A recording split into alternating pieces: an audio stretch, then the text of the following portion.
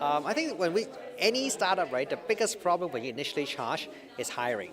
How do you get good people, right? I think in a business like ours, you always need to have good people to start responsible for different areas, right? You need a division of labor.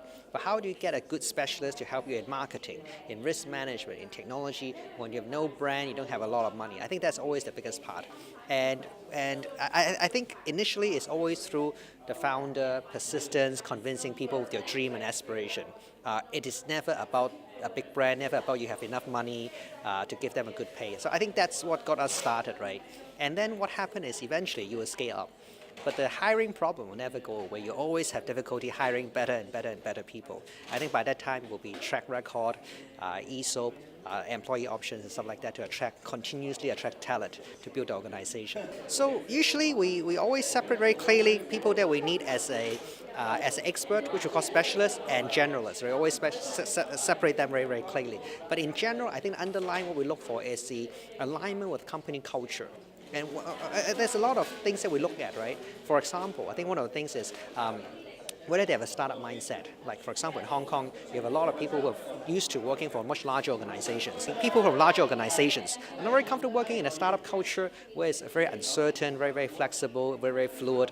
There's not a lot of structure, and you have to be the one who built the structure rather than be the one who enhance the structure. So it's always about people who are uncomfortable working in uncertainty that we look for, right? And that's one of them, right? And the other one is more persistence, right? What we always look for is people who have gone through a period of really difficult time in their career and how they persisted, overcame it, and then became who they are today, right? We always want to see people who have experienced such pain and suffering, right? And how they came out of it being a stronger person, right?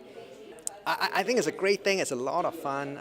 It's a good alternative as compared with joining another large bank or a large consulting firm.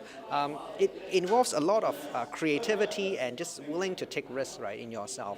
My advice is if you find good ideas, number one is find good co-founders to do it together with you. It's always good to have more people supporting each other. And the last thing is just do it. I think you just have confidence in yourself and do it. There is nothing beats trying it. I think the future of FinTech is very, very bright. If you look at how FinTech has evolved from a word that no one has heard of a few years ago, we were actually one of the first guys to bring it into Hong Kong, right? And pitching to regulators and banks to right now, banks themselves are starting FinTech accelerators and stuff like that. I think banks are finally embracing how technology has a capability to change the future of banking and financial services. So I think we're only at the beginning, and I think this beginning can lead to a much better future, especially when we are one of the largest financial centers in the world. So I think it's a great thing that FinTech is happening. Hong Kong has great advantages in FinTech as well, being one of the global financial center, and through which you test things and you can expand to much larger markets like China and Southeast Asia.